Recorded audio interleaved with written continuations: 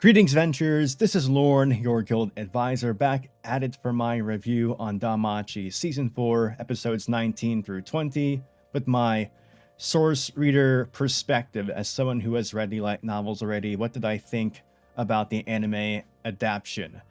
Now, initially, I was thinking about making a quick review video about Episode 19 last week because I really... To be perfectly honest with you, I was pretty disappointed in how it portrayed a lot of things. And I'm glad I did not make that video because that would have seemed like a big Debbie Downer, especially when it seems that episode 20 went a completely different direction. And it seems that most of their resources were focused on episode 20, and it ended up being like possibly my favorite episode in the entire series. So they did a good job there. So there was definitely a balancing act that's going to happen in this review video where it seems like I don't have the greatest opinion on episode 19, but when it comes to 20, it did more than make up for my disappointment there. So we're just going to go into episode 19. And there are some positive things about that episode. It's going to be tough going through this. So the episode starts off with the flashback of Lyra, and Lyra is actually my favorite Estrella Familia member, with the exception of Ryu, of course, because Ryu is my favorite DanMachi character in general. But I do like the added touch that she's tinkering with the bombs, and you see her use these bombs later in episode 20. Maybe not the same exact bombs, but Lyra is a character that uses bombs, and you see her fiddling with them now. In the light novel, they don't really say it's bombs she's messing with. It just says she's tinkering with a bunch of instruments. So it's a nice little touch that they actually added the bomb detail here. One thing I mentioned in the cuts and changes video is that there was a line that was excluded that Lyra says in this moment in the flashback where she mentioned, like, she lightheartedly says, like, she's like talking herself up and she's going, oh, I wouldn't be surprised if Finn walked up and proposed to me soon. And I can only imagine that they did not include that line because maybe an anime viewer would think that line is like coming out of nowhere, because earlier in season 2 they skipped a lot of content with volume 8, like I mentioned all the time. And one of those things in volume 8 is when Finn makes a proposal to Lily. And because that was cut, I imagine that's probably why this line was cut in Lyra's flashback, because they did include an original line when Lyra is talking about Finn in an earlier flashback. So I guess that's something they did to kind of balance the act of taking out the line here. Like it's very similar to when they take out the moment when Daphne is supposed to blush when Welf like saves everyone with his new magic sword Kazuki. And I said in the cuts and changes video that they probably took that out because they, like, so far in the anime, they have not acknowledged Welp's confession to Hephaestus. So like more volume 8 content that was cut, continually affecting the adaptation here. So that's just an unfortunate thing. But again, Lyra is my favorite Estrella Familia member just because of her personality. I think she's a really fun character, and also wise and blunt at the same time. So that's why I enjoy her a lot. And then we get into the Colosseum. And man, like, I talk a lot about this in the cuts and changes video, but I don't think they portrayed the darkness of the area that well. Like, I understand that they probably don't want, like, all the scenes on floor 37 to be super, super dark. But I think there can still be like a balancing act in how you portray darkness visually without making everything hard to see. Like I know they don't want everyone like going, yo, I had to turn up my brightness settings on my TV and my monitor to even see what the heck's going on. Like there has to be some kind of balancing act with how they portray the visuals to better show that the area is dark, because there are several scenes in this episode where you kind of like, you're like scratching your head in disbelief, like how are these monsters not able to see Belle and Ryu? Well, it's because the area is actually super freaking dark, and that's why they're able to blend with the darkness by using the skull sheep hide. And then the other weird decision as Belle and Ryu are sneaking around is just having that big opening in the cloth, so we see Belle and Ryu. Like part of me is going, maybe they're doing this so we see Belle and Ryu's expressions while they're going through the area. Though at the same time, you could still have like in mech shows, they don't just show the robots all the time. That you get a cockpit view sometimes. So that's the same thing that they could do in the anime, where Belle and Ryu are going around fully under this cloth that Ryu pokes a few holes into so they can actually see. They're going around in this cloth, and sometimes they could just have a little under the cloth like scene where you see their actual expressions. So it's just really weird. And I don't think it's an animation thing either, because you would think it's easier to animate two people under a cloth than it would be to animate them walking while seeing them at the same time. So I have no idea what decisions were being made and why they were being made, but that's just how it ended up being. And it makes that one scene when the loop Gara was right in front of Belle and Ryu extremely awkward, because it's like, is the loop Garo just blind? They're like right there, not even under the cloth because of the opening. It's so strange.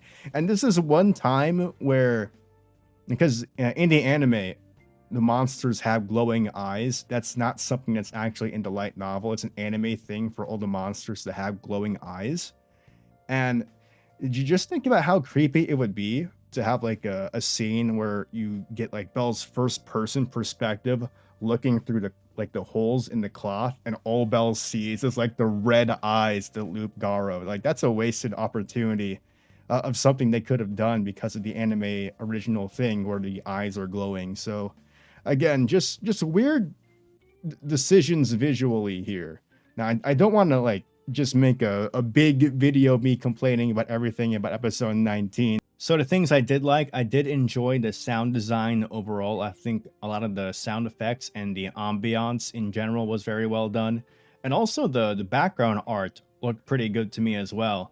Like, overall, it seems like the background art in general for season 4 is just a huge step up in production value from seasons 2 and 3. And then the other thing I thought was odd was just the amount of monsters they were showcasing at times, because the Coliseum is just supposed to be like packed with monsters all the time. And there are several scenes in this episode where you see the Coliseum, but there's like practically no monsters shown in the shot.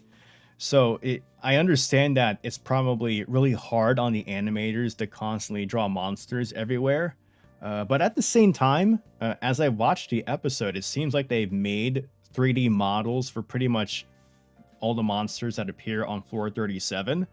So it's weird that they didn't just paste those 3D models into those shots where you see empty space. And to me, that makes it seem like it was simply a time issue, because I can't pretend to know what the production schedule is for the anime. I'm not the staff. I don't know who's being assigned to do what and how much time they have to do certain things. But usually, like, each episode has a different amount of staff and different staff. Like, obviously, it seems like the A team was working on episode 20. So I'm not sure who worked on episode 19 and how much time they had to do it. But it does seem like they possibly ran out of time to, like, insert monsters into those areas where it seems like there was just a bunch of empty space, considering that they have 3D models already prepared. So yeah, I don't know what happened there. One thing I liked seeing in this episode was the added detail of Zeus and Hera Familia being the ones who discovered the Colosseum 30 years ago, because that detail was not originally in the novel, but it makes a lot of sense because Zeus and Hera Familia are older familias that were very powerful, so it makes sense that they were the ones that discovered the Colosseum 30 years ago. So just a nice extra detail that wasn't in the novels. And then we had the bridge scene. Probably the like, if everything else is like a nitpick, the bridge scene is the thing that I have the most problem with. And it was very strange. Because you have Ryu here ready to sacrifice herself for Belle. And because of the way they portrayed that scene, it makes Ryu look really dumb. Like, clearly Ryu just wants to die. Like a part of her does want to die, but the way they have her do it looks really dumb because she's supposed to be fighting a bunch of monsters while continuing to chant her magic. And as she looks towards Belle and starts firing her magic, there's supposed to be more like a ton of monsters behind her. So she has no opportunity to actually run down to Belle and then destroy the bridge when she's on the same side as Belle. So the way the anime does it just looks really, really weird. And again, it's another thing where like I question what's going on here. If this was their actual intention or if they ran out of time. Because again, like this is another case where you could have just slapped on some CG models on top of the areas so it didn't look as weird. So I don't know what's going on. Though when I did watch Ryu's magic, like some of it kind of looks good, but for the most part, it almost reminded me of like a slideshow transition because it literally does look like a slideshow transition as Belle is flying across the screen. So again, like you can certainly see that most of the budget was dedicated towards episode 20 because the magic Ryu uses in episode 20 looks very, very good in that episode because it looks like each orb is independent and moves independently in episode 20 scene. And then when Belle is running to Ryu, Belle is supposed to be charging his Argonaut the entire time. So like for a full 4 minutes, like as soon as he started running across the dungeon to get to the west entrance so he can get to Ryu. And you don't really see him like charge his Argonaut in the anime until like maybe like a minute or 30 seconds before he actually uses his magic. So I just wish they did a better job at showing when he started to charge that. And then there's the whole thing where he's supposed to be forcing his way through a bunch of like a huge mass of monsters, like trying to like crawl through them and get to Ryu. And as he's getting to them, he's constantly getting scratched at and gouged. And you don't really see that in the anime. So the scene is not as tense as it could have been, I guess. So overall for episode 19, it just kind of feels like a lot of the tension is lost with how it was adapted. Like, I don't know if it was simply a time issue, because it definitely has to be like a shortage of staff or a time issue, because episode 20 turned out pretty much a masterpiece. But again, there are also some strange decisions in episode 19 where like that could not have been like a staff or timing issue. Like they didn't have to draw Belle and Ryu being exposed with the cloth. They could have had the entire cloth covering them and it wouldn't be as much work animating that, or I would think. But what do I know? So episode 19, I mean, it gets the main points across, which kind of sounds negative when I say it like that. But yeah, I'll be honest, it did kind of disappoint me with how much tension was lost in that episode. But we have episode 20 to make up for it. And again, it pretty much turned out to be a masterpiece of an episode. Like, again, probably my favorite episode in the series by far, if not second to the Minotaur episode in season 1. Like, it's right there, probably higher because it involves my favorite character in the series, Ryu. So there's that. So starting off with episode 20, we have the added detail of this taking place on 430, which I appreciate, because in the novels, it just kind of says the lower levels, but we're not sure like which level exactly.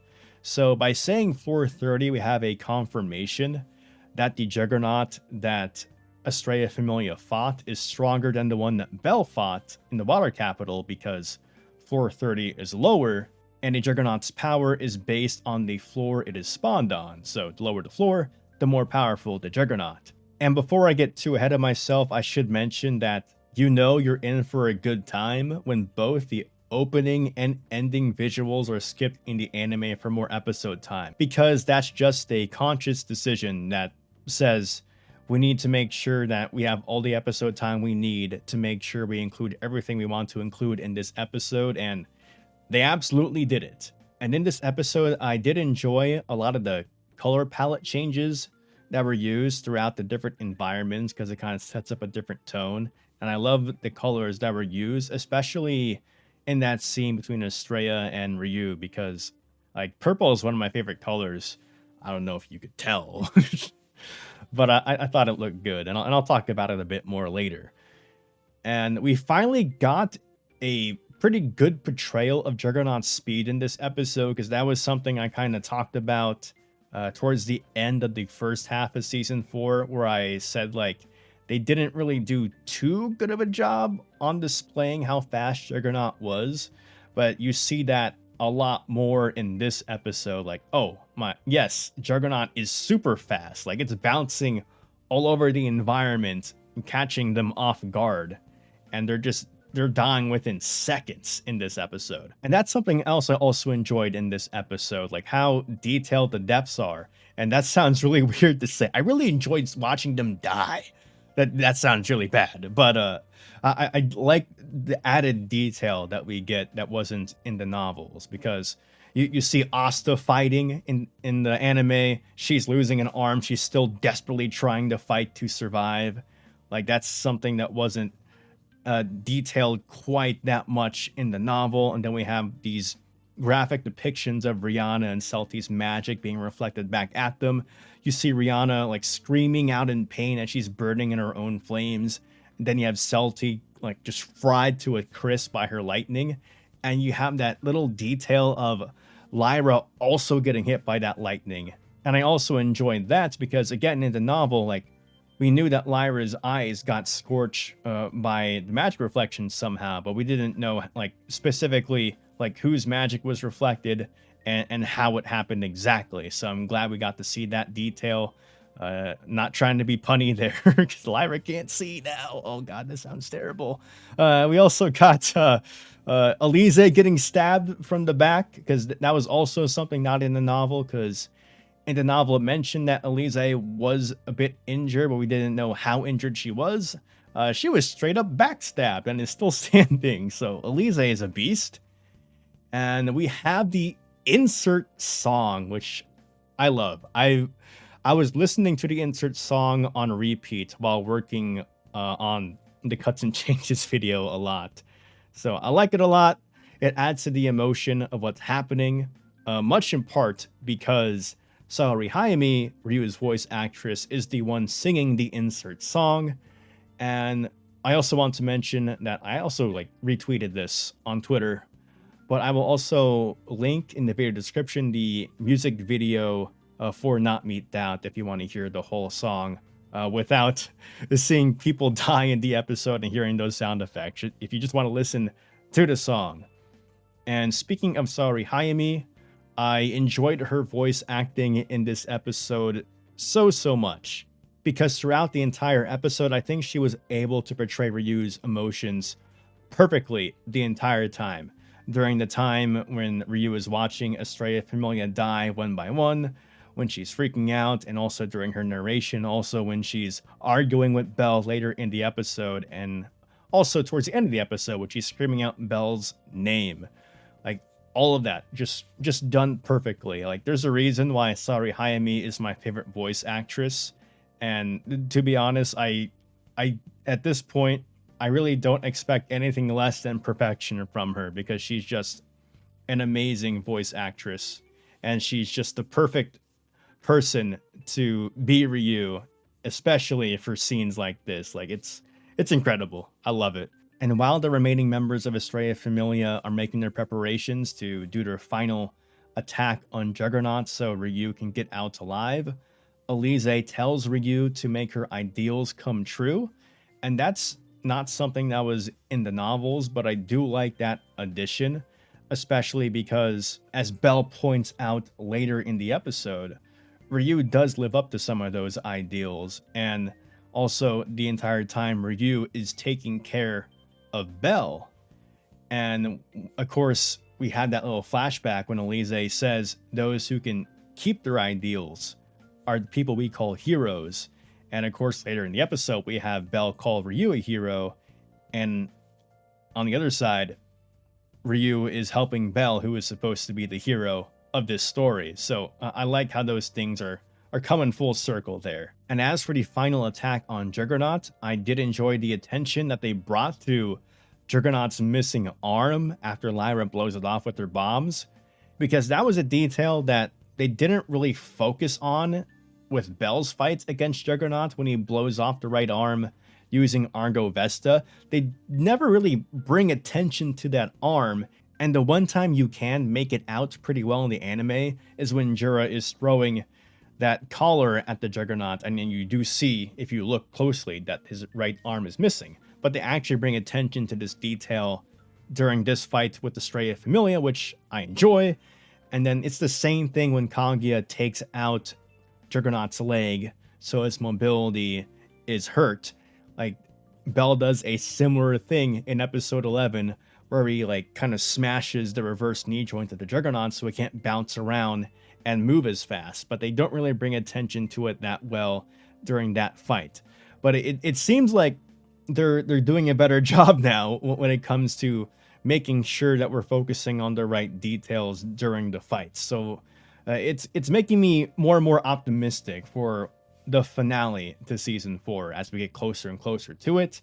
I do love the animation they use for Elise's magic, and especially when she's like dashing back and forth across the screen when she's trying to fight Juggernaut. And also just how she like breaks the Juggernaut's claw as she's being impaled. Like, Elise is pretty metal doing that. So yeah, they just did a exemplary job just animating this fight for Strea Familia's final push back against the Juggernaut.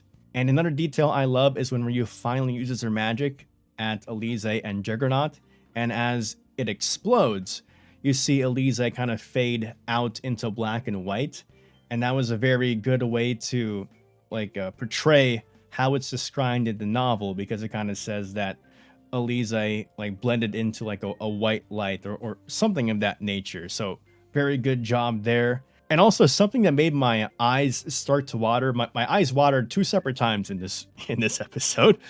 2 separate times. Something I was not expecting coming off of episode 19. But thank God episode 20 came out the way it did. But something that caught me off guard is when Elise actually says Ryu's first name. Because as you know, Elise, ever since they met, has called Ryu Leon, her last name. So something that caught me by surprise and also kind of destroyed me inside was when that happened. So brought some water to my eyes, especially when that was unexpected. And something I mentioned in the cuts and changes video is that for the events that happen after the Juggernaut escapes, the novel tells it in a third-person perspective, but I really like how the anime decided to have Ryu narrate all this, because again, we get to hear more of the amazing voice acting, and also a lot of the emotion comes through when Ryu herself is talking about these events. Now, I do mention that some details are omitted from the novel, with how she was responsible for 27 different organizations within Evilus being destroyed, and also she was partly responsible for 4 gods in total being sent back to heaven because they were aligned with Evilus. And of course, that's not included in her narration because that would kind of be giving herself credit for something she doesn't believe she deserves like credit for. And with that Strea Familia grave scene, one detail I really liked seeing there was just how detailed Ryu's face was, because it kind of took me like off guard when I first saw the episode preview for episode 20, because I think the thumbnail is Ryu making that like tense expression when she resolves to take her revenge on Rudra Familia and Evilus. Like, it was a very super detailed face. So when I first saw that thumbnail, like I kind of had some hope after the release of episode 19. Like, whoa, like it seems like they're focusing a lot of attention to this episode, and of course that's what happened. And one detail I forgot to mention in the cuts and changes video is that when it comes to the Strea Familia grave, there is a specific reason as to why Ryu made their grave on floor 18, and it's because previously Strea Familia actually joked around that they would like to be buried in that area on floor 18, and that's something that's actually, like, they actually show that conversation in the Strea record story in the mobile game danmemo, and it's probably also in the Strea record light novels, which is an adaptation of the mobile game event. all written by Amori Sensei. But again, Yen Press, just you need to tell us when these books are coming, because we are constantly getting more and more behind on light novel releases, and it hurts. Anyway, going back to the scene with Estrella and Ryu, because again, I do enjoy how to use the color purple to kind of transition between the bright scene of the Estrella Familia grave, and then it goes later into the dark scenes at night, because that's when Ryu is doing her rampage against Evilus and Rudra Familia. And they did not like hold back like how merciless Ryu was, because you see like dead bodies everywhere. Ryu's burning buildings down. You see people dismembered. It's nuts. And then you see Ryu try to go to town on Jura. Somehow that cat survived. I don't know how. Well, we did get to see him with both his ears and arms in this episode, so I guess that's kind of cool.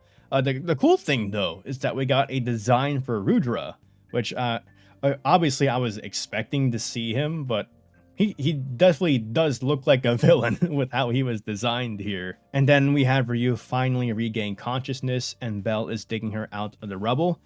And this isn't really a complaint, because if I had like one tiny nitpick about this episode, and it's like the smallest of nitpicks, I think they did a decent enough job like showcasing Belle's wounds. But his appearance in the episode doesn't exactly like give off that same image in the novel, because the novel describes that Belle is like practically on the verge of death. Like he's bloody everywhere. Like some of his nails are missing or broken. Like he is not in the best state at all. But it doesn't really bother me that much. And I think paired with Matsuoka's voice acting for Belle, you can really tell that he's kind of exhausted and like he's struggling to get his words out because of the condition he is in. And as for the second time my eyes started to water, it was when Belle tells Ryu that she is like a hero to him, and it made me feel so good for Ryu, because it was kind of like Ryu was hearing a validation for what Elise wanted for Ryu. Like Elise wanted Ryu to stick to her ideals and says that Ryu will make the right decisions. And Belle is basically telling Ryu that she is indeed making the right decisions. At least now she is. Like everything Belle has seen Ryu do just far has been like be heroic. And again, we had that barbarian scene where Ryu is reaching out to Belle in desperation, thinking that he's about to die. And then, of course, later, Belle's going, like, I'm sorry, I couldn't really say what was going on because I needed to pull a fast one on the barbarian. And I thought it was a very cute reaction from Ryu, because in the light novel, it says that Ryu was about to slap him, but she stopped herself, which is good, because Ryu, like, slapping Belle's not really in character when she's embarrassed. But it was a very cute thing they did, where they had, like, instead Ryu does like a soft headbutt to his chest, and I thought that was extremely cute, so I love that detail. And then we get to the room with the spring, and this really isn't even a complaint, but the novel is a bit more detailed with the healing, because it was kind of a dangerous decision for Ryu to try and attempt to heal Belle, because she was not sure if she would enter a mine down or not, and if she did, they would both be unconscious in the water, and that would not be good. But at first, the healing is very slow, and then she like tries to muster every ounce of magic she can, and she finally gets Belle's wounds to close. The only thing I thought was odd about her magic here was that it can clean blood away, which is funny. Apparently, healing makes blood stains just disappear. Though, like, the water's right there. The water's right there. You can use the water to clean Belle, but not that big of a deal. I just thought it was kind of a funny thing to point out. But all in all, guys, episode 20, just a masterpiece of an episode. Like, again, near perfect adaptation of the material. Like, not even going into like personal preferences. Like, maybe people enjoyed like the Minotaur fight episode more, though I think like this episode in general, just the best adaptation overall when it comes to adapting the material. Just amazing. Like, it's clear that they wanted to make sure that this episode hit all the notes they wanted it to hit, and they absolutely achieved that. Like, if their resources were limited and they had to make the decision on whether or not to dedicate them to episode 19 or 20, I am glad it was with episode 20, because my god, like, I was so happy watching this episode. Initially, after watching episode 19, like I said it, like I was getting worried. I'm like, oh god, are they having production issues? You know, are they just, or maybe they're just focusing on other episodes? Thank god they were focusing on other episodes, because again, I thought when we got to like the second half of the first core, like after the Moss Huge fight, it kind of felt like the quality of the anime like was starting to drop a little bit. But like there were some specific scenes that looked good, but in general the quality seemed to have dropped overall. So I was afraid that that was what was happening here after I saw episode 19. But now I'm a lot more optimistic about what the next two episodes could be, and I'm very, very hopeful on the final fight in this season, because they knew exactly what they needed to nail in this episode, and I think it's going to be a very similar thing when it comes to the final fight in this season, and I'm very much looking forward to it. And just in other general DanMachi news, the Ryu figure is finally available for pre-order. It was, I think it started a few days ago. I retweeted it on Twitter, but I will also leave a link in the description. But you can also pre-order it on sites like AmiAmi or Tokyo Otaku Mode, I think it's called. Like, if you are familiar with buying figures, you probably have your own sites already that you like buying from, so stick to those. You can probably find the Ryu figure there. I do want to mention there's different variants of the Ryu figure. The standard one, that's the cheapest, just has, like, it's just the regular Ryu figure, and there's a more expensive version that comes with a additional part, so you can put a mask on her if you want to, though I like seeing Ryu's face. But again, if you think she looks cool with the mask, you can take it on and off as you wish. But again, guys, in general, episode 19 gets the job done. Episode 20, perfection. Perfection. Super, super excited for the next two episodes, because again, it seems like they are aware that they need to nail certain scenes, and they are nailing these certain scenes. So curious on what your thoughts are about those two episodes, anime onlys and light novel readers. Like, post your commentary down below in the comments. And if you are super optimistic for the next two episodes like I am, especially based off of this high feeling I'm getting off episode 20. But anyway, guys, if you want to see more DanMachi content, go ahead and give this video a like and sub to the channel. Don't forget to follow me on my socials, and this is Lorne, your guild advisor, signing out.